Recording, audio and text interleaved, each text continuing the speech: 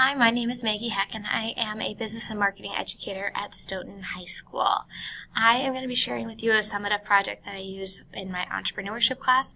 I also use it in a variety of other classes. I just tailor it based on the content area.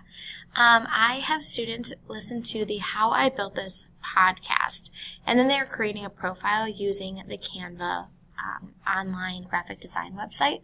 So I have them Google How I Built This NPR, and then click whatever their assigned podcast is. They listen to the podcast, they take notes on the entrepreneur, then they use Canva and just sign in through their Google account, and they use an infographic template and create an infographic about their entrepreneur.